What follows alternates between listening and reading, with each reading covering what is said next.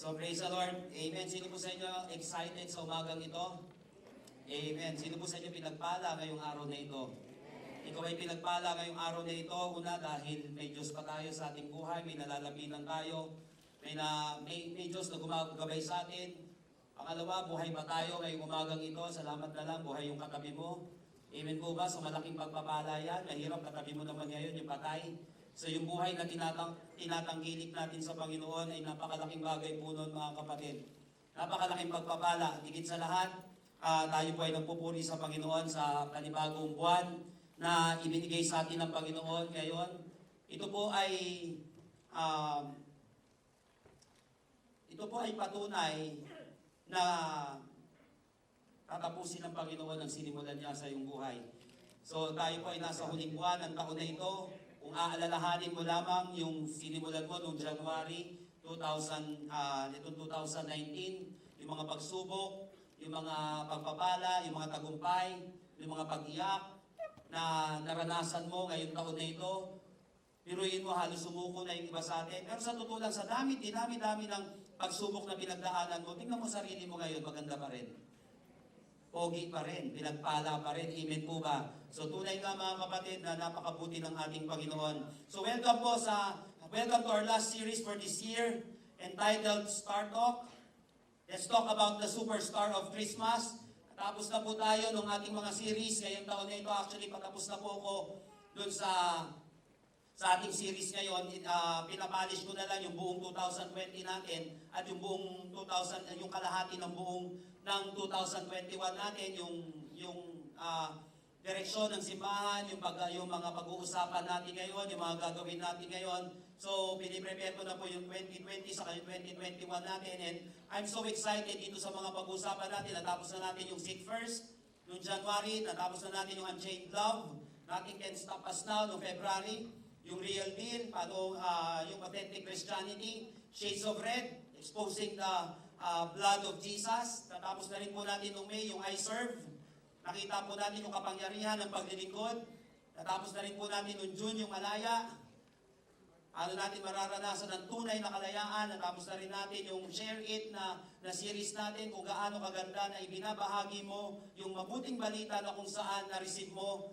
Natapos na rin po natin yung Best Mode, Reaching Your Full Potential, I-Connect, TY, paano natin i-express yung ating gratitude. Noong nakaraang buwan, natapos na rin po natin yung Holy Wind, and praise the Lord, tatapusin po natin sa awa ng Diyos itong Start Talk natin. Let's talk about Christmas. Tunay nga napakabuti ng Panginoon. Lahat ng pinagpala ng Panginoon sa mga series natin, naman, palakpakan natin ng Panginoon.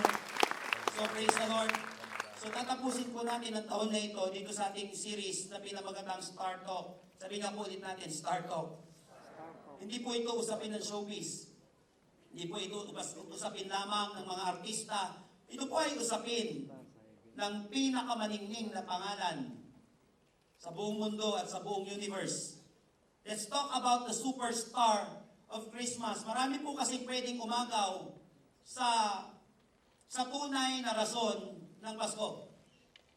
At minsan, sumasama ang loob natin. Sasama ang loob mo kapag hindi mo alam ang purpose. Masisira yung mood natin, masisira yung buhay natin, masisira yung kilos natin kapag hindi mo alam ang rason ng isang bagay. So when purpose is not known, sabi ko nga po, when purpose is not known, abuse is inevitable. Kapag hindi mo alam ang purpose ng isang bagay, na-abuse mo ang isang bagay. Pag hindi mo alam ang purpose ng pera, maa-abuso mo ito, magagamit mo ito sa masasamang bagay o sa hindi mga bagay na kung saan hindi maluluwalhati ang ating Panginoon. Pag hindi natin alam ang purpose ng buhay na ito, pwede natin magamit ito sa hindi maganda. When purpose is not known, abuse is inevitable. Yung word na abuse ay nanggaling po sa dalawang salita, abnormal tapos use. Ganun din po sa Pasko, mga kapatid. Kapag hindi mo alam ang Pasko, magtatampo ka sa katabi mo pag hindi ka niya nabigyan ng regalo. Tanong, bakit ka naghihintay ng regalo? Ikaw ba may birthday? Hindi naman. So magtatampo tayo ngayon, magagalit tayo kasi hindi tayo nakareceive ng regalo. Kaya lang tinatanong ko, bakit ka magagalit? Ikaw ba may birthday? So makatanggap ka man o hindi? Pero okay din makatanggap. Pero makatanggap ka man o hindi, pag malinaw sa'yo yung dahilan ng Pasko, Ibubuhos mo yung sarili mo sa kung saan tunay na rason ito. Naanawaan po natin yun. Hindi ko sinabing masamang magbigaya kasi kasama yan eh. Okay, ito yung panahon na kung saan, kasi pag-aaralan po natin yan sa unang, ito pong 3 linggo. Kasi po magkakaroon tayo ng series break nito, paano natin sisimulan yung panibagong taon, paano mo iiwan yung 2018 ng tama, at paano mo haharapin ang 2019 ng tama. So ito po yung pag-usapan natin sa huling linggo ng buwan na ito. Pero napaka-importante po na malaman natin kung sino ba talaga yung superstar ng Paskong ito. At ano ba ang magagawa nito sa ating buhay. So let's talk about the superstar of Christmas. So Christmas is not an ordinary festival or season na katulad ng pagtrato ng ibang tao, but it is an extraordinary season because of its reason. Again, Christmas is an extraordinary season because of its reason. Extraordinary ang Pasko dahil sa purpose nito. Dahil sa reason nito. And I want you to know na napaka-tindi ng trahedya na pwedeng mangyari sa mundo at sa buhay ng isang tao kung walang Pasko, kung walang Christmas. Makikita natin ang tindi ng trahedya, lalo na dito sa unang topic natin, dito sa series na ito. Napaka-tragic ng buhay at ng mundo kapag walang Pasko. Kapag walang Pasko. At tinanong ko yung noong nakaraan po pala, meron akong klase sa isang seminary, yung huling klase ko ngayong taon na ito.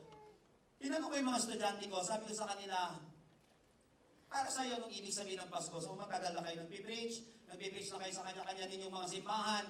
Pero sabi ko sa kanila, para sa inyo, anong ibig sabihin ng Pasko? Okay naman yung sinagot nila. Karamihan ng sagot nila is celebration. Tama naman yon. Pero may mas tama pa doon. Why? Because Christmas is more than a celebration. Christmas is more than a celebration. It is more on a revelation. Sabihin nga po natin, revelation. Ang Christmas, mga kapatid, is more than a celebration. Higit pa ito sa kainan, higit pa ito sa kantahan, higit pa ito sa sayawan. Christmas is more on a revelation. Kapag nalaman mo yung ibig sabihin nito, kapag na-i-reveal sa iyo ng Panginoon, yung tunay na ibig sabihin nito, maniwala ka, kapatid. Magiging pinagpala ang buong buhay mo habang ikaw ay nabubuhay. Makakakilos ka ng malaya. At maniwala ka, kapag naranasan mo yung tunay na ibig sabihin ng Pasko, magiging kakaiba, magiging extraordinary ang buhay natin dito sa mundong ito. Again, Christmas is more than a celebration. It is more on a revelation. Sabi nga po ulit natin, revelation. So the question is, what is the greatest revelations of Christmas about Jesus? What is the greatest revelations of Christmas about Jesus, specifically about the name of Jesus? May napakaganda pong passage sa Bible. Actually, isang verse lang ang mag-aaralan muna natin ngayon. But itong verse na ito, magre-reveal ito ng napaka-crucial na theological lesson sa mga mananampalataya at sa lahat ng tao. Theological and even practical na lesson. Okay, itong verse na ito is a combination ng theological at practical na lessons sa ating buhay. I want you to open your Bible with me in Matthew chapter 1, verse 21. Matthew chapter 1, verse 21. And let's look at the greatest revelations of Christmas about the name of Jesus. Matthew chapter 1, verse 21. Sabay-sabay nga po nating basahin. One verse lang naman. 1, 2, 3, go. She will give birth. You are to give him because from their seeds. Ito po yung kwento na kung saan na-shock yung mga tao. Lalo na si Joseph. Ba't di ka ba naman masya-shock na buntis yung asawa mo? Wala pa naman nangyayari sa kanila. Nung panahon na yon, betrothed sila kasi may tatlong levels ang kasal ng mga Hudyo. So next, ano po natin pag-uusapan sa mga susunod na topic natin. May mga levels yung kasalan na ito. At isa sa mga level nito ay itong kapag ikaw ay betrothed na. Kapag ikaw ay, ang tawag nito, engaged na. Dati. Okay, pero hindi pa yon. Yung pangatlo nun, yun talaga yung may pagsasama na mangyayari. Kaya nga, kinakailangan, i-divorce pa ni Joseph si Mary noon. Pero engaged lang sila, pero kinakailangan ng divorce paper. Kinakailangan ng divorce paper. Kasi nga, para hindi mapahiya si Mary, sabi ng gano'n. So, kinakailangan, isalba ko siya. Kasi may gagawin si Joseph para maisalba yung pangalan ni Mary. Kasi pwedeng patayin si Mary noong panahon na yun. Kasi betrothed na sila eh. Tapos bigla pang nabuntis na hindi naman siya yung ama. Kaya lang, nung pinagpaplanuhan niya na i-divorce si Mary, kinausap siya ng Panginoon, huwag mong i-divorce yan. Kung babasahin po natin yung verses 20 saka pababa. Okay, sinasabi niya gano'n, huwag mong i-divorce. Dahil yung pinagdadala niya, yung dinadala niya, ay sa banal na Espiritu, sabi niya gano'n. Sa Diyos. So, ang hirap unawain yun. Para maunawaan ng isang tao yun, kinakailangan may malalim siya na relasyon sa Diyos at may malalim siyang pananampalataya. Kasi pwede siyang mabuang yan. Pwede siyang mabaliw yan. Ano to? Ano nangyayari? Ano nangyayari sa paligid ko? Kaya nga mga kapatid, napakatinding lesson. Kapag hindi mo na alam ang ginagawa mo, diyan na umaandar ang pananampalataya. When reason ends, faith begins. Kapag hindi mo na alam ang nangyayari sa paligid mo, magpipray ka naman. May ginagawa ka naman para kay Lord. Kaya na parang kakaiba yung nangyayari. Diyan na aandar ang pananampalataya. Because faith is beyond senses. Beyond sa nararamdaman mo, beyond sa naiisip mo, beyond sa nakikita mo. Kaya nga sabi ng Bible that we must walk by faith and not by sight. Kapag by faith lang tayo, makikita mo may karamdaman ka. Eh, hindi mo makikita, pwede maghimala ang Panginoon. Yun ang pananampalataya eh. Kapag wala kang pananampalataya, makikita mo lang ako, mukhang demonyo itong mga tao nasa paligid ko. Nako, ito, matindi yung problema. Ito, wala nang pag-asa. Kaya lang, mag-uulan lang talaga yung buhay mo, mahihirapan ka, o kaya mababaliw ka lang. Kasi nga, nakikita mo lang siya. Tandaan natin mga kapatid, kaya kang pabagsakin, pahinain ang mga bagay na nakikita mo. Kaya nga meron tayong tinatawag na 7 sense. 6 sense, common sense. 7 sense, sense of the divine. Makikita mo yung kilos ng Panginoon sa iyong buhay. Kaya nga, nung kinausap siya ng Panginoon, eto na, pagtungtong ng verse 21, bakit? Bakit? Hindi ko alam kung nagdadrama si Joseph nung panahon na yun. Bakit, Lord? Totoo ba itong pinagsasasabi mo? Pwede maging gano'n na mangyari. Kaya lang, sabi sa kanya ng Panginoon, she will give birth to a son through an angel. Sabi ka doon na ginamit ng Panginoon sa mga dreams na ginamit ng Panginoon sa kanya, she will give birth to a son and you are to give him the name Jesus. Sabi nga po natin, Jesus. You will give birth to a son. Sabi nga doon, son. And you are to give him the name Jesus because he will save his people from their sins. So join me in our message this morning entitled Sunshine. Sabi nga po natin, Sunshine. Experiencing the brightest name on earth. How to experience the brightest name. The name of the Son, the name of Jesus. Paano natin mai-experience itong tindi, itong kapangyarihan ng name na ito na tinatawag na Jesus. Marami po mga brightest names ngayong panahon natin. Yung mga maniningning na pangalan sa business sector, sa showbiz industry, maging sa katabi mo, hindi ko alam. May mga brightest names dito sa mundong ito. Mga kapatid, pero wala nang titindi. At wala nang niningning sa pangalan ng ating Panginoong Kristo. Why? Because of this verse, tingnan natin. She will give birth to a son and you are to give him the name Jesus. Because he will save his people from their sins. Ano ba? Sinabi ko po sa inyo kanina mga kapatid that Christmas is more than a celebration. It is more on a revelation. Ito ay kapahayagan So kapag, mga kapatid, hindi mo alam ang reason kahit na may season of celebration, malulungkot ka. Kasi wala naman akong pera ngayong Pasko. Tapos kakanta ka, malamig ang simoy ng hangin. Sana ngayong Pasko. Lalo wala kang jowa, okay, malulungkot ka na ngayon. May iingit ka na ngayon. Tapos di mo natanggap yung 13th month mo. O, di ba? Nalungkot ka ngayon. Lungkot naman ang Pasko. Hindi ka binigyan ng bonus. Huwag naman sana. Pero ano man ang mangyari sa atin, kaya naman malulungkot ka talaga. Kasi maraming mga hindi natin akalain na pwedeng mangyari sa ating buhay.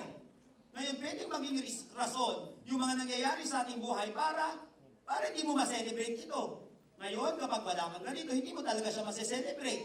Kaya lang importante talaga yung revelation. Nang sa gayon, mas magiging maganda at magiging genuine yung ating celebration. Again, ano ang ni-reveal ng Pasko? Ano ang nire-reveal ng Pasko pagdating sa pangalan ng ating Panginoong Jesucristo? Ano ba yung sinasabi nito sa atin? Bakit ba may Pasko? Di ba ang hinihintay natin, pag sinabing Pasko, ito yung kapanganakan ni Kristo. Yung first advent, ito yung unang pagpunta niya dito sa mundo. Hinihintay na lang natin yung second advent o second coming ng ating Panginoon. Pero ang Pasko, maniwala ka kapatid, inire-reveal ito ang napaka-importanteng parte o napaka-importanteng katangian ng ating Panginoong Jesucristo. So ngayong araw na ito mga kapatid, may i-experience natin, magniningning sa atin at mararanasan natin mga kapatid yung tunay na ibig sabihin o kapangyarihan ng pangalan ng ating Panginoong Hesus. Maniwala ka, lalabas ka dito, maaanggian ka ng tingting ng ating Panginoon. Amen po ba? Yung kalungkutan mo magkakaroon ng kasiyahan, yung mga problema natin ay magkakaroon ng katugunan, ikilos sa Panginoon sa ating buhay. Muli po, palapakan natin ng Panginoon. Praise the Lord. Number 1. Sabi dito, she will give birth to a son and you are to give him the name Jesus. So number 1, Christmas reveals his identity. Sabi nga po natin, identity. Ang Pasko po mga kapatid ay ini-reveal yung identity ng ating Panginoong Jesucristo. Yung identity niya, yung pangalan ng ating Panginoong Jesucristo.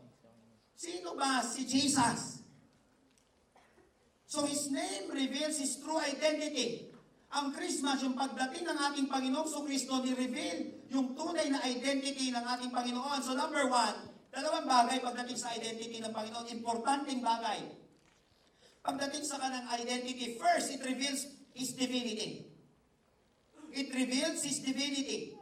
Sabi po doon, mga kapatid, dito sa unang linya, sinabi that she will give birth to a son. She will give birth. Mary will give birth to a son. Mary. So dito po, kapag sinabi natin, reveals his true identity, Jesus is 100% God. Why? Dito po papasok yung tinatawag na virgin birth. The doctrine of virgin birth. Ngayon, pakita ko po muna anong ibig sabihin ng virgin birth. The virgin birth of Jesus is the doctrine that Jesus was conceived and born by His mother Mary through the power of the Holy Spirit without a human father. Pag sinabing virgin birth, ipinagbuntis si Jesus Christ at nanganak siya sa isang birhen. Ngayon, dalawang bagay ang pinagtatalunan ng mga theologians patungkol dito. Virgin lang daw si Mary nung pinagbuntis niya si Jesus, pero nung nanganak siya, hindi na. Pero hindi po totoo yun. Kasi ang virgin birth, pinagbuntis siya na walang human na tatay, pero nanganak si Mary, lumabas sa katawan ni Mary, still virgin siya. Why? Sinabi dun sa text. Kung babasahin niyo po yung text, she will give birth. Yung virgin daw, she will give birth. A virgin will give birth to a son. And you are to give him the name Jesus. So ito pong virgin birth na ito, nire-reveal nito yung supernatural na pagkatao ng ating Panginoong Jesucristo. Ipinanganak siya, nabuntis siya nang wala namang human father. Nanganak siya na still virgin pa rin, si Mary. Pero po hindi habang buhay na virgin si Mary. Why? Kasi nagkaroon pa ng mga kapatid sa earthly siblings ang ating Panginoong Jesucristo. Okay, yun, hindi naman na sila Jesus eh. Okay, kaya after ni Jesus Christ, hindi niya virgin si Mary. Okay, so yun po yung doctrine, yung biblical doctrine ng virgin birth. Kaya sinabi po sa Apostles' Creed, I believe in God, the Father Almighty, Creator of heaven and earth. I believe in Jesus Christ, His only Son, our Lord. He was conceived by the power of the Holy Spirit and born of the Virgin Mary. So sa Apostles' Creed pa lang po mga kapatid, pinapatunayan na at naging malinaw na sa mga mananampalataya dati pa lang ang doctrine ito ng virgin birth. So napaka-importante nito kasi yung kapanganakan, yung Pasko mga kapatid, ni-reveal dito ng ating Panginoon ay Diyos. Let me say it again. Ang ating Panginoon ay Diyos. He is God. He is God. Kaya nga tama yung kanta. Dati po may mga relihiyon, kinakanta nila yung He is Lord, He is Lord. He has risen from the grave and He is Lord. Yan. Pero nung nagkaroon ng translation na Tagalog, hindi na nila kinanta. Bakit yung Tagalog kasi, Siya ay Diyos, Siya ay Diyos. Kasi naniniwala sila na tao lamang ang Panginoong Kristo. Hindi po mga kapatid. 79% of people believe in the virgin birth. 75% daw po ng tao naniniwala sa virgin birth. And ang surprise dito, 27% of self-proclaimed non-Christians, 27% na nagpo-proclaim na hindi kami Christian, ina-affirm nila yung doctrine ng virgin birth. So napaka-importante po nito mga kapatid. Hindi pwede yung magliligtas lamang sa atin. Okay lang kung ililigtas lang tayo sa tao eh. Kaya lang si Kristo ililigtas tayo sa kasalanan eh. Hindi pwede yung tao lang siya. Kaya nga po sinabi sa John 1:12. John chapter 1 verses 1 and 2. Sabi dito, in the beginning was the Word, and the Word was with God, and the Word was God. He was with God in the beginning. Pagdating ng verse 14, yung word daw na yun, God, the Word became flesh and made His dwelling among us. Yung Diyos daw na yun, na Word, ay nagkatawang tao at namuhay kasama ng mga tao. Siya ay walang iba, kundi ang Panginoong Kristo. At maraming verse mga kapatid, papatunayan sa Bible na ang ating Panginoon ay Diyos. Buti na lang magdadala sa iyo sa langit ay hindi tao lang, kundi Diyos mga kapatid. Therefore, iyak ang kaligtasan mo kasi Diyos yung magdadala sa atin sa langit. Come on, malakas na malakpak para sa Panginoon. Kung tao lang magdadala sa akin sa langit, di na uy. Hindi na lang. Pero buti na lang, si Jesus ay Diyos. She will give birth to a son. Itong virgin na ito, bubuntis at manganganak, still virgin pa rin siya. Pag ipinanganak ang ating Panginoong Kristo. So pangalawa, una, yung identity ng Panginoong Hesus. Ni-reveal dito yung divinity niya. Yung kanyang pagka-Diyos dito sa Paskong ito. Kaya nga, sumasamba tayo kay Lord. Oh, come, let us adore Him. Bakit mo sasambahin ng tao? Sabi ng Bible, huwag mong sambahin. So every time pag sinasamba ang tao, nung sinamba sila Peter, nung sinamba sila Paul, Apostle Paul, nung sinamba yung angels, sinabi nila, huwag nyo kami sasambahin, even angels. Sinasabi mo, huwag nyo kami sasambahin. Diyos lang ang sambahin ninyo. Pero nung sinamba si Jesus Christ, never nyo makikita na sinabi niya, huwag nyo kong sambahin. Dahil in the beginning pa lang, mga kapatid, nung simula pa lang ng kanyang kapanganakan, sinamba na ang pangalan ng Panginoon. Sinamba na yung ipinanganak na Jesus. Kaya nga, mga kapatid, dapat sambahin si Jesus dahil siya ay Diyos. Come on! Siya ay Diyos. So Christmas reveals His identity. Una, it reveals His divinity. Pangalawa, ganda ng Paskong to, it reveals His humanity. Sabihin po natin, humanity.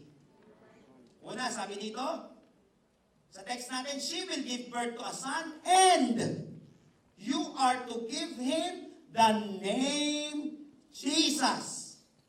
The name Jesus. Ang ibig sabihin po ng Jesus, ang ibig sabihin nito is Jehovah is salvation. Pero ang matindi nito, alam mo ba kapatid? Yung pangalan na Jesus, it was a very common name in that society nung panahon nila.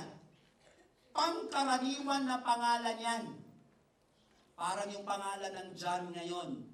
Isa sa mga naging number 1 ngayon, pinakamaraming pangalan eh. Okay, yung pangalan na John. So, pangkaraniwan na pangalan yan. Yung John. Marami pa po mga pangkaraniwan na pangalan. Ngayon na lang naman hindi pangkaraniwan yung Jesus kasi na-reveal na eh. Piruin mo yung anak mo, papaluin mo, pangalan ni Jesus, ikaw talaga Jesus, eh, hindi mo matutuloy eh.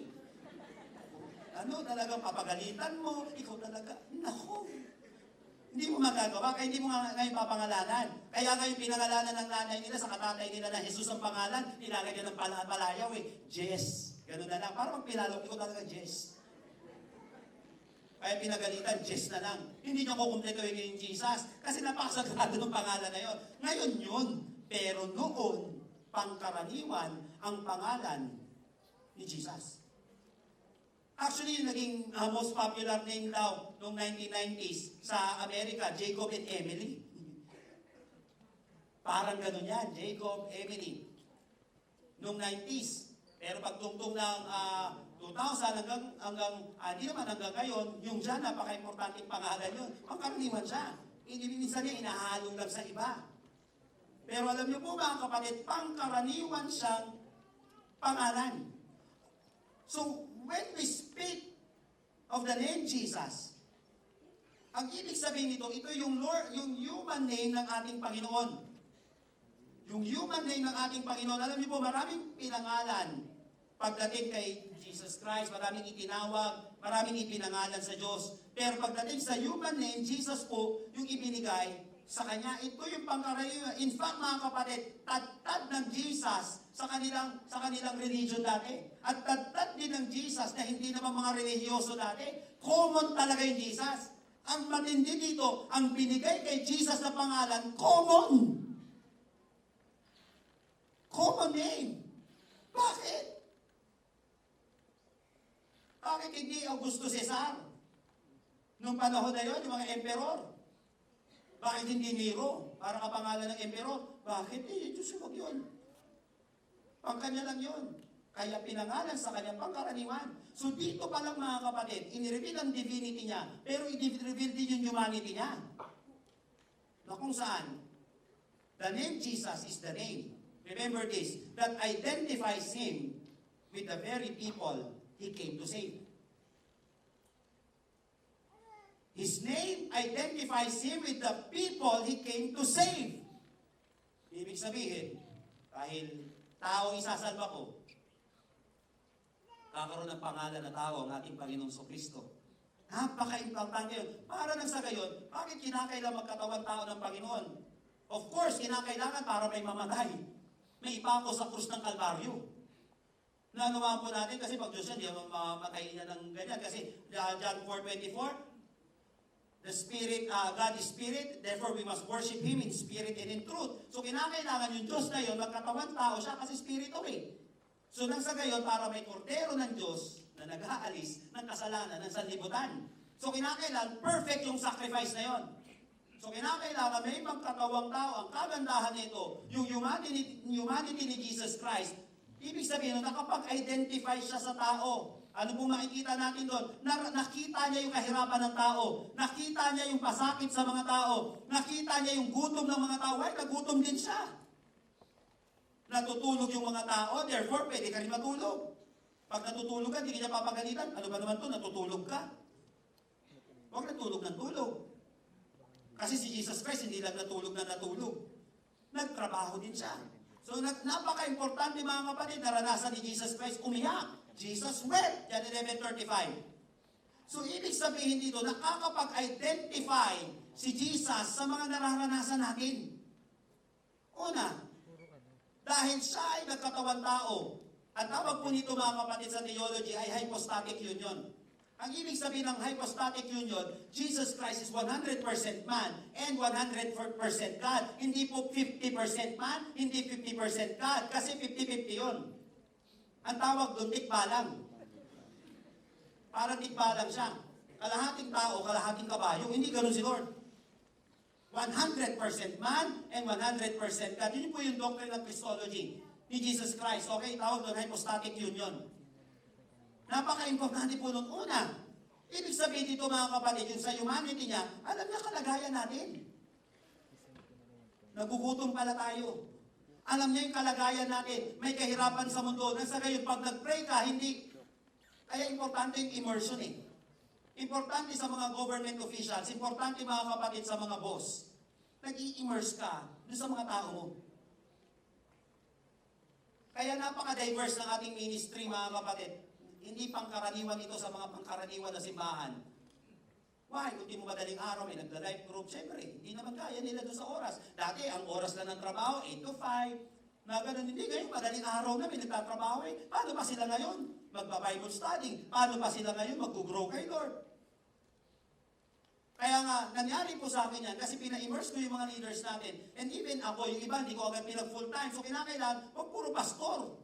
Kinakailangan makita natin yung nararanasan ng isang nanay, nararanasan ng isang tatay, nararanasan ng mga manggagawa, nang sa gayon yung atake natin sa ministry ay hindi puro parang religious lagi. Ito lang, ito lang. Linggo lang ang service natin, linggo lang ang service natin, kaya may mga weekdays tayo na services.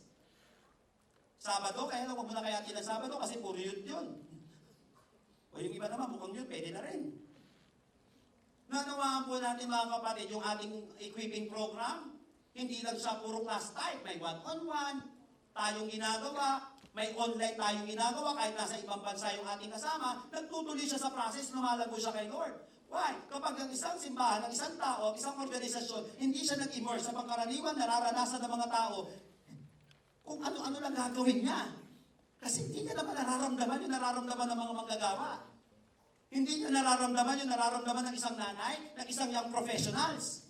So ang kagandahan kay Jesus, nag-immerse siya. John 1:12, again, in the beginning was the Word, and the Word was with God, and the Word was God. He was with God in the beginning. Verse 14, and the Word became flesh, and made His dwelling among us. Kaya kung gusto mo maging matagumpay sa negosyo mo, sa pagiging leader mo, kinakailangan nag-i-immerse ka. Alam mo, dapat yung nararamdaman ng mga tao sa mga government officials na nandirito ngayon, napaka-importante, nakikita natin, nararamdaman natin, nararamdaman ng mga tao na sa gayon, pag gumawa tayo ng batas, kasi alam natin, nararamdaman nila. Hindi nag-iimbento lang. Hindi mo naman alam, may pangkaraniwang nararanasan ng mga sumasakay. Wala na akong susunod na sasabihin doon. MRT, kung saan, sa jeep. Kailangan malaman natin yun. So, kailangan ng immersion. Kailangan maranasan natin, o makita natin man lang, yung nararanasan nila. Nasa gayon maramdaman natin.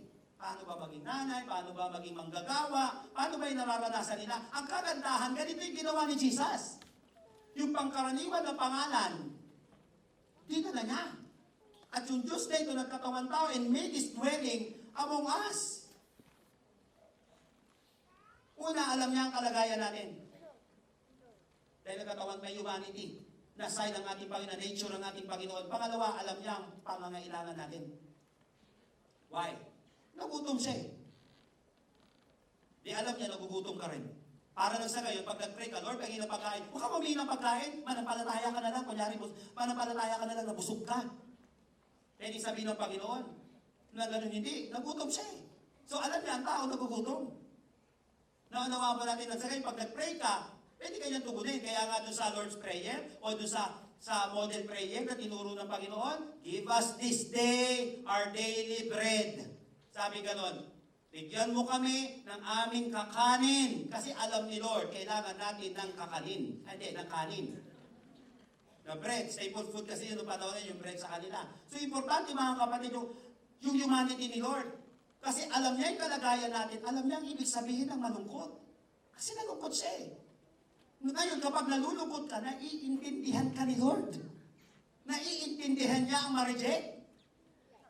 So kung ikaw ngayon, na-reject ka na nililigawan mo, na-busted ka, huwag kang mag-alala, matagal, binasted si Jesus Christ sa mga tao. At ang matindi nito mga kapatid, ipapanganak pa lang siya, nire-reject na siya. Herod. Nung Nung ipinanganak siya, nire-reject siya ng mga tao and even mga religious people. Ang matindi, nasa langit na siya. Nag-glorified na siya. Nire-reject pa rin siya ngayon ng mga tao. Ang dami kayo hindi tumatanggap kay Lord. Kaya kung ikaw kapatid nakakaranas ng rejection, kung ikaw ay nasasaktan, huwag kang mag-alala. Naranasan ni Lord yan at naiintindihan ka niya. Alam ni Lord ang pinagdadaanan mo. Alam ng Panginoon. Ngayon pag nanalangin ka, Lord, alam mo na naranasan niya to. Alam niya yung kalagayan mo. Alam niya ang kailangan mo. At alam niya ang pinagdadaanan mo. Why? Pati yung mga temptations natin, alam ng ating Panginoong Kristo. Hebrews chapter 4, verses 15 hanggang 16. Hebrews chapter 4, 15 hanggang 16. Ganda nito, sabi nito, for we do not have a high priest who is unable to sympathize. Kaling. Kaya nga yung Book of Hebrews, isa sa tema niyan, better, better than, better than, better than. Laging gano'n siya. Better than Abraham, better than Melchizedek, better than the law. Ganyan ang Book of Hebrews. For we do not have a high priest who is unable to sympathize with our weaknesses. But we have one who has been tempted in every way, just as we are. Meron daw tayong Jesus, mabalit, na natukso sa lahat ng kapamaraanan, tulad din ng mga tukso na nangyayari sa atin ngayon. Yet, ito ang pinagkaiba niya, yet was without sin. Tayo nalalaglag, kakaroon ng kagalit, kakaroon ng sablay sa buhay, kakamali. Kaya na si Jesus Christ, yet without sin, sabi dito. Para na sa gayon, maayos yung magiging alay sa atin, yung mediator natin. Perfect siya. Kaya lang, sabi niya gano'n, naiintindihan niya tayo. Kaya niya mag-sympathize. So verse 16, let us then approach the throne of grace with confidence so that we may receive mercy and find grace to help us in our time of need. So dapat kapag nag-pray ka kay Lord, dapat may confidence. Kasi alam niya ang pinagdadaanan mo. Kaya kung meron man sa atin ngayong araw na ito, kapatid, nagugutom, huwag ka mag-alala, nagutom si Lord. Okay? Tiis-tiis ka lang dyan. Pag-fasting ka muna. Pero huwag ka mag-alala, kapatid, pag nanalangin ka, kayang i-provide ng Panginoon ang pangangailangan mo. Huwag ka mag-alala, kapatid, sa panahon ng rejection, makakaranas ka rin ng acceptance. Walang iba akong kapatid, lalo na higit sa lahat sa ating Ama sa langit. This is my Son whom I love, and with Him I am well pleased, sabi ng Panginoon. So mga kapatid, huwag ka mag-alala. Naiintindihan ni Lord ang pinagdadaanan mo at pwede kang lumapit sa Kanya. Every time na pinagdadaanan mo ang mga bagay nito, ang sarap lumapit sa Diyos. Why? Kasi naiintindihan niya tayo. Naiintindihan niya ang pinagdadaanan natin. Come on, palakpakan natin ang ating Panginoon. Praise the Lord. Una, alam niya ang kalagayan natin. Pangalawa, alam niya ang kailangan natin. Because of His humanity. Pangatlo, alam niya ang pinagdadaanan natin. Pwede kasi sabihin natin, di kasi ako naiintindihan ng Diyos kasi Diyos siya. Di niya naman naranasan yung nararanasan ng pangkaraniwang tao. Hindi natin pwedeng sabihin yun. Because Jesus became like man and lived among men on earth. So alam natin, na alam ni Lord, the Word became flesh and made His dwelling among us. Sa totoo lang, mas kampante kung lumalapit tayo sa taong alam mo, pareho kayo ng pinagdadaanan. O naiintindihan niya ang kalagayan mo. Ang sarap kausapin yung taong alam mo, dumaan din siya doon eh. Alam niya yung pinagdadaanan. Nasa kayo may connection agad eh. Hindi ka nahihiya. Kasi yung kausap mo, makasalanan din. May sablay din na tao. Kasi yung alam, yung nakausap mo, minsan din natanggal. Sa trabaho, di ba, nangyari sa'yo? Ngayon, go-open ka sa kanya, para sa'yo, hindi masakit. O hindi nakakaya kasi naranasan niya yun. O naiintindihan ka niya. Naunawaan po natin, kaya minsan may mga pastors na lumalapit sa akin, ay minsan nahihiya. Di ba, may mga sablay sa ministry. Sabi ko, huwag ka mag-alala. Tagal ko na sinablay mo ngayon. Huwag ka mag-alala. Pero ganito bumangon. Ganito gagawin mo. Sabi ko, huwag ka mahihiya. Pinagdaanan namin yan. Yung mga minimentoran natin na mga simbahan ngayon, dito sa Pilipinas, and lalo na dito sa Metro Manila, lagi kong ganito sinasabi ko sa kanila, okay, mahihiya, okay, mag-alala, pinagdaanan namin yan.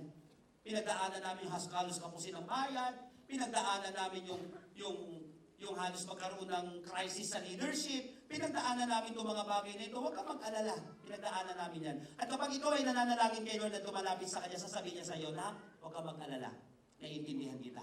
Pinagdaanan ko yan, ganito bumangon, ganito makabangon, ganito ang tamang gagawin mo, ganito magmahal, ganito magpatawad, ganito ang gagawin mo. Maniwala ka kapatid, alam ni Lord. Kasi pinagdaanan niya rin ang mga pinagdaanan natin. Come on, palampakan natin ang Panginoon. So come to Jesus, He knows your situation. Remember that His identity is your assurance. Yung identity ng Panginoon, buti na lang. Ang identity niya, una, meron siya ay Diyos. Siya ay divine. Siya ay napaka-banal na Diyos. So, ibig sabihin, kaya kanyang itawid eh.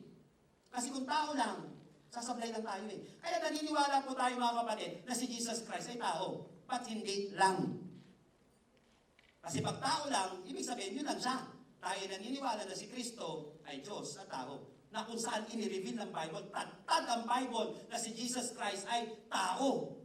Napagod, naranasan niyang masaktan ng ating Panginoong Hesus. Siya nga ay namatay. Tao, kaya lang hindi lang. Kasi ang Bible ay tad din na si Kristo ay Diyos. And I can present, mga kapatid, mga 30 to 50 verses na magpapatunay. Isa lang, okay na eh. Pangalawa na, okay na eh. Yung ganun karami. Ang dami magpapatunay. Therefore, kapatid, kaya kang itawid ni Lord. Dahil makapangyarihan siya. Dahil Diyos siya. Pangalawa, naiintindihan niya ang pinagdadaanan natin. Salamat na lang, may Paskong dumating. Nang sa gayon, mga kapatid, may magliligtas sa atin, o may nakakaalam, o assure tayo na makapangyarihan yung Diyos na yon. Pangalawa, alam niya pinagdadaanan natin. Lastly, Christmas reveals His intention. Sabihin mo natin, intention. Bakit napakalingning ng pangalan ng ating Panginoong Hesus? Una kasi yung Pasko, inireveal niya yung identity ng ating Panginoon. Pangalawa, inireveal niya yung intention ng pangalan ng ating Panginoon nung pagpunta niya rito. Sabi dito, because He will save His people from their sins. He will save His people. Bakit daw by Jesus? Napupunta dito sa mundo? Because He will save His people from their sins. Ang ibig sabihin, mga kapatid, ng save is to rescue. Ibig sabihin, i-rescue. Ibig sabihin, may nalulunod, may hindi makaligtas na sa kanyang pinagdadaanan, tapos pupunta ka doon para i-rescue. Yun ang ibig sabihin ng salvation. Dahil hindi natin kayang dalhin ang ating sarili sa langit. Religion will never get you to heaven, mga kapatid. Kahit anong gawin kong relihiyon, hindi kayang dalhin sa langit. Dahil relasyon mo lamang ang makapagdadala sa iyo sa langit. Paano ka magiging anak ng Diyos? John 1:12, yet to those who receive Him, to those who believe in His name, He gave them the right to become children of God. Paano ka magiging anak ng Diyos? Tatanggapin si Lord at mananampalataya sa Kanya. Saka ka magiging anak ng Diyos. Ang pagiging anak ng Diyos ay hindi relihiyon, kundi ito ay relasyon. Yung anak mo, hindi mo relihiyon. Karelasyon mo yan. So hindi, mga kapatid, way ng salvation ng religion, kundi kailangan magkaroon ng relationship kay Lord because He will save His people from their sins. Umpisa pa lang, mga kapatid, nilinaw na kung ano yung purpose ng ating Panginoong Kristo. Luke chapter 19 verse 10. For the Son of Man came to what? To seek and to save the lost. Pumarito ang ating Panginoong Hesus to seek and to save the lost. Ngayon, good news. Sabihan po natin good news. Ito, good news sa gitna ng bad news. Para hanapin at iligtas ang mga naliligaw. Ngayon, kapatid, kung ikaw ay naliligaw sa buhay, good news, may Diyos na naghahanap. May Diyos na kaya kang hanapin. Ikaw pa, hindi mo makita yung hinahanap mo. Pero si Lord magaling maghanap ng mga naliligaw. Dumating na ba sa punto ng buhay mo na kung saan? Hindi ko na kilala sarili ko eh. Hindi ko na alam kung anong gagawin ko sa buhay. Thank God may Jesus na ang purpose niya maghanap. Kung ikaw lang, kapatid, kung purpose mo, di ba, pupunta ka ng eskwelahan, hindi mo purpose ko maghanap eh. Purpose ko mag-aral. Hindi mo gagawin kasi hindi mo purpose. Kaya kapatid, hindi nakakahiyang lumapit kay Lord kung ikaw ay ligaw. Dahil kapatid, purpose ni Lord, maghanap. At, hindi lang maghanap. Yung iba nahanap pero pinabayaan. Pero si Lord, hahanapin ka, pero ililigtas ka din. Thank God, kapatid, may good news sa gitna ng bad news. Naliligaw man tayo, nahihirapan man tayo, papunta man tayo ng impyerno, buti na lang may Jesus na sasalo sa atin. Come on, mas malakas na palakpak para sa ating Panginoon. Acts 4:12, salvation is found in no one else, for there is no other name under heaven given to men by which we must be saved. Salvation is found in no one else, kundi pangalan daw lamang ng ating Panginoong Kristo. Napansin mo, kapatid, sinabi because He will save His people from their sins. Doon sa text natin. Hindi sinabi because she will save His people. Hindi si Mary magliligtas. Because His father, hindi rin si Joseph at magliligtas. Because He, Jesus, will save His people from their sins. Kaya dapat nananampalataya tayo. Thank God, ginamit ng Panginoon yung kanyang tatay sa lupa, yung kanyang nanay, na si Mary, purihin ng Panginoon sa kanilang mga buhay. Pero mga kapatid, hindi tayo kayang iligtas ng mga apostol. Hindi tayo kayang iligtas ng mga kamag-anak ni Jesus. Ang magliligtas lang natin, atin mga kapatid, walang iba, kundi si Kristo Jesus. Ang pangalang Jesus lamang ang kayang magligtas sa atin. Kaya kahit na i-reject ka ng ibang tao, kahit na anong pangalan ang ayaw sa'yo, basta kapatid, kasama mo si Jesus, panalo ka na. Kasi may kaligtasan ka sa pangalan ng ating Panginoong Jesus. Come on! Bakit kailangan tayong iligtas sa ating mga kasalanan? Why? Bakit pumarito ang Panginoong Hesus? Alam niyo mga kapatid, si Jesus Christ, He was rejected. Sinabi ko nga, bago pa lang siya ipanganak, nung ipapanganak siya, saka nung ipinanganak na siya. At nung nasa kalangitan na siya, rejected siya. Tanong, bakit kaya siya nire-reject ng mga Jews dati? Bakit siya nire-reject ng mga tao? Even yung mga kasama niya sa pananampalataya, bakit siya nire-reject ng mga religious people dati? Why? Kasi po ganito yan. Ang iniintay nila na Savior, na Messiah dati, ibig sabihin ng Christ, anointed one, ibig sabihin Messiah, ito yung mag-iligtas sa kanila. May mali silang konsepto pagdating sa kaligtasan, pagdating sa Messiah. Ang iniintay nila, yung magliligtas sa kanila sa Roman Empire. Sa kapangyarihan ng Imperyo Romano, nung umaalipin sa kanila. Ang tagal silang inaalipin yan. After ng Grecian Empire, may Roman Empire. So gusto nilang lumaya. So ang hinahanap nitong mga ito, political king. Political savior who will save them from the power of Roman Empire. Kaya pagdating ni Jesus Christ, hindi siya nakasakay sa red horse, hindi siya nakasakay sa white horse na panghari. Nakasakay siya sa asno. Ano to? Tapos nakapakos ako, ano to? Hindi ito hinihintay natin.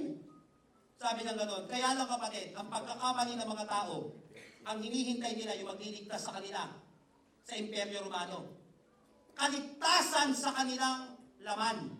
Pero kapatid, more than pa sa kaligtasan sa laman, ang ipinoprovide ng ating Panginoong Kristo. Higit pa sa kapangyarihan ni Nero. Higit pa kapatid sa kapangyarihan ng emperador. Higit pa kapatid sa kapangyarihan ni Herodes. Higit pa sa kapangyarihan kapatid ng karamdaman. Ililigtas sila sa kapangyarihan ng kasalanan na magdadala sa kanila sa impyerno. Kaya purihin ng Panginoon kapatid. Higit pa sa pangangailangan ng iyong katawan ang ibibigay sa inyo ng Panginoon. Hanggang langit ang ipoprovide ng Panginoon sa atin. Come on!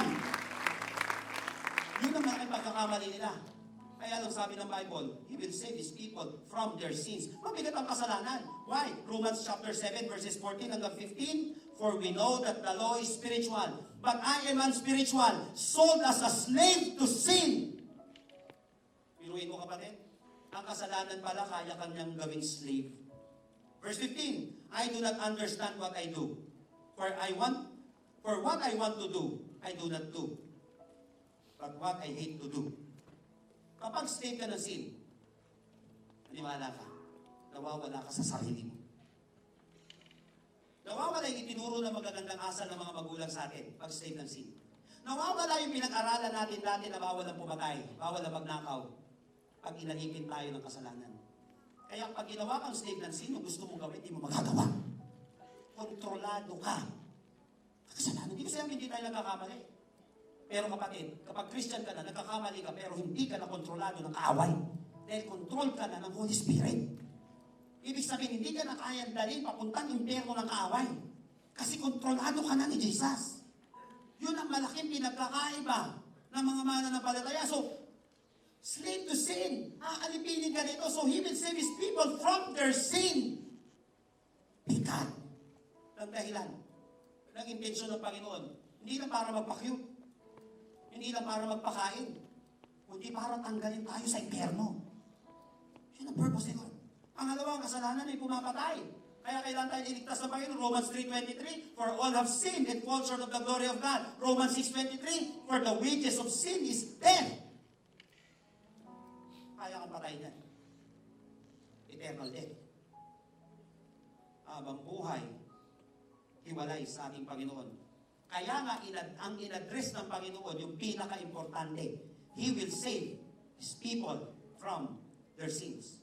Sa mga tuwid, kaya kang dalhin ang kasalanan sa impyerno. And this is the reason why Jesus came, to save His people from their sins. The late Dr. Billy Graham once said, the very purpose of Christ coming into the world was that He might offer up His life as a sacrifice for the sins of men. He came to die. This is the heart of Christmas. Buti na lang kapatid, may magandang kalagayan sa langit na naawa sa mga kalagayan natin dito sa lupa. Buti na lang may Jesus Christ na nag-i-enjoy sana lang sa langit, pero pumunta siya dito sa lupa. Para ano? Iligtas yung mga mayayaman lang? Para iligtas yung mga okay lang? Hindi, kapatid. Para iligtas ang lahat ng hindi okay. Kaya kung hindi ka okay, kapatid, thank God, dahil may magagawa si Kristo sa buhay mo. Yan ang intensyon kung bakit pumarito si Lord. Palayain ka sa iyong nakalipas. Palayain ka, kapatid, sa umaalipin sa iyo na nakalipas o namang kasalanan. Palayain ka, kapatid, sa pagkahawak ng kaaway. Therefore, kung ikaw ay mananampalataya, kapatid, ikaw ay malaya. Kung ikaw, kapatid, ay wala pa kay Lord, pero nandirito ka sa Panginoon, kapatid, hindi nagkamali si Lord na dinala ka sa lugar na ito. Dahil gusto ng Panginoon, palayain ka sa umaalipin sa iyo. Para nang sa gayon, maging malaya ang kilos mo sa buhay, nakakasamba ka sa Panginoon, at hindi ka mapupuno ng takot sa mundong ito, kapatid, na walang kasiguraduhan. Thank God, dahil may magandang intention sa iyo ang ating Panginoon. Kamapalapakan natin ang Panginoon. Praise the Lord. Tayo po lahat ay tumayo sa presensya ng ating Panginoon. We must come to Jesus. Why? He knows your sinfulness. Alam ng Panginoon yung ating kasalanan. Kaya nga His intention is your salvation. Maraming tao, maraming intention sa iyo. Bakit lumalapit? Bakit ka kinakaibigan? For business purposes. Okay lang naman yun. Kaya lang yung ibang intention, hindi maganda. Marami nang lumapit sa atin na hindi magandang intensyon. Kaya kapatid, hindi ka magkakamali kaya kung kay Jesus ka lalapit. Dahil mas magandang intensyon ni Jesus Christ sa iyo. Again, Matthew chapter 1 verse 21 said, she will give birth to a son, and you are to give him the name Jesus, because he will save his people from their sins. Christmas reveals his identity. Diyos siya. Pwede kang umasa sa Kanya na hindi siya katulad lamang ng pangkaraniwang tao. Pero pangalawa, si Jesus Christ ay tao din. Tao rin. Why? Para na sa ngayon na intindihan niya ang nararamdaman mo. Pangatlo, ang intensyon niya. Pangalawa, ang intensyon niya ay iligtas ka. Ano man ang kalalagayan mo ngayon, kapatid? Remember that Jesus came to be identified with you and to save you from the consequence of your sin. So come to Jesus and experience the power of His name. Lapit ka kay Lord at experience mo ang pangalan, ang kapangyarihan ng Kanyang pangalan. Before May 12, 1997, ako po yung tao o kabataan na kung saan muhing-muhi sa simbahan. Nung bata ako, okay? Kasi may kapitbahay kami doon, na Christian Church. Nakarinig ako ng salita ng Diyos nung bata ako. Pero siyempre, nung teenager ka na, nalalayo ka na. So natuto ko magtago sa mga pinagagawa ko sa buhay, sa mga magulang ko. Dami ko mga kabalbalan, kababuyan na mga pinagagawa sa buhay. Sinira ko buhay ko at nanira ko ng buhay ng ibang tao. Akala ng mga kakilala ko ay okay lang ako dun sa loob ng aming tahanan. At kapag ako ini-invite sa mga simbahan, nung nung panahon na yun, nahihiya na ako. Kasi alam ko, hindi naman ako, parang hindi ako karapat-dapat. Una, sino ba naman magsisimba wala ka parang hindi naman ako bagay tumabi sa mga Christian na to. Kasi matitino sila, ayos silang manamit, ayos silang magsalita, hindi katulad ko. Slave ng sin. Kahit ayaw ko, natural na lumalabas ang bumura ko. Kahit ayaw ko, nakakagawa ko ng kasalanan. Kahit ayaw ko gawin ito, na slave ako. Sabi ko, pag pumunta ako ng simbahan, ganun din gagawin ko. Sa pangalawa, sabi ko, baka kainin ako ng lupa. O baka pag biglang umapoy yung simbahan, nasa pintuan pa lang ako. O kaya baka makita ko yung krus ng simbahan. Sabi ko, hindi ako bagay. Hindi ako bagay sa kanila. Alam mo kapatid, dahil ganun ang naging paniniwala ko pagdating sa ating Panginoon. Pero mga kapatid, nung may nag-share ng gospel, na bagay ako sa katauhan ni Jesus. Kung naunawaan yun. Nang pumarito pala ang Panginoon para hanapin ang mga katulad kong masak. Ang mga katulad kong ganito na naliligaw. Ang mga katulad kong ganito na walang direksyon sa buhay. Hindi makapagtapos ng pag-aaral. Hindi maayos kausap. Walang pangarap sa buhay. Lublog sa kasalanan. Ano ka ngayon lalapit sa Lord na yan? Simbang gabi nga, sa labas ng halos gumagawa ka lang ng kalokohan, ganun lang ginagawa ko dati. Lord, hindi ko kaya. Hindi ko kaya. Kaya alam nung maunawaan ko, pumarito pala ang Panginoon to seek and to save the lost. He came, mga kapatid, para sa mga may sakit. Hindi para sa mga galing. Ngayon ang unawaan ko, kapatid, na bagay pala ako sa Panginoon. Alam niyo po, kapag hindi ka basurero, mahihiya kang pumulot ng basura at dalhin sa bahay mo o sa bakuran mo yung basura. Mahihiya ka.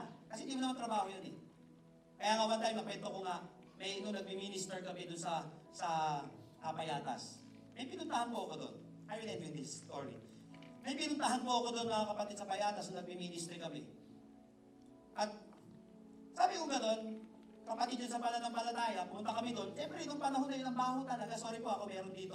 Dati, taga doon. Nung una talaga, ganun talaga kaarte. Pero yung minister, hindi ako sanay. Sakit. Sakit sa ilong. Daanan pa lang yun. Lalo na pagpasok, halos hindi ako huminga. Kasi nga baho. Kaya lang, kailangan ministry. Ngayon, punta na kami sa basurahan. Doon sa basurahan, may mga bahay-bahay doon. Ngayon kapatid, ito kamo, pagpunta namin doon, kato kami, brother, ganito. Kumusta po? Ganang araw po. Ano lang po, bibisita lang po. Kung kumusta lang. Pasok po kayo. Sabi ko, sana mag-minute lang, mamamatay na ako dito. Ay, pasok kayo. Sabi nga doon, brother. Di ba po ako basta doon? Pasok kayo, brother. Sabi nga doon, kain tayo. Ako po. Sabi ko, ano kayang bibigay sa amin na ito? Kakain sa basurahan. Pero kung nakakaya din yung kumain sa basurahan. Bibigyan mo ba kami ng pagkain? Ako, sabi ko, sana umuwi na tayo. Ako, pinatawag yung anak. Ay, bili mo nga sila, brother, ng merienda. Sabi ko, saan po ko bibili? Doon, medyo sa grocery. Diba, grocery, basurahan no? Sabi niya gano'n, gamitin mo muna yung isang sasakyan. Gulat ako, may sasakyan. Sabi niya, walang, hindi yata okay itong isang sasakyan. Gamitin mo yung BMW. Sabi ko, hindi simple sasakyan, BMW. Sabi niya, napagtanto-tanto ko. Kaya hindi sila natatakot at nandidiri sa basurahan. Kasi trabaho nila ang basura. Trabaho nila yun. Ako nandidiri kasi hindi ko trabaho yun dati. Hindi ko talaga alam. Huwag mo kung basura ako. Pero nandidiri ka pa rin sila. Doon sila kumakain, doon sila namumuhay. Kaya nila. Sabi ko, totoo. Kasi nga trabaho nila yun. Therefore, mga kapatid, kahit na mabaho ang buhay mo, kahit na kapatid, ikaw ay makasalanan at sobrang dumi ang buhay mo. Maniwala ka kapatid, pag lumapit ka kay Lord, hindi mahihiya si Lord na lapitan ka. Hindi mahihiya si Lord na iligtas ka. Kasi trabaho niya na pumulot ng mga mukhang basura na katulad natin. Hindi nakakahiya na lumapit sa Kanya. Dahil purpose na yun. Bakit ka mahihiya na magsabi sa doktor ng karamdaman mo, trabaho na yun. Bakit ako mahihiya? Lumapit, isang sirang buhay. Walang direksyon na lumapit sa Diyos. Purpose niya. Purpose niya. I want you to close your eyes right now.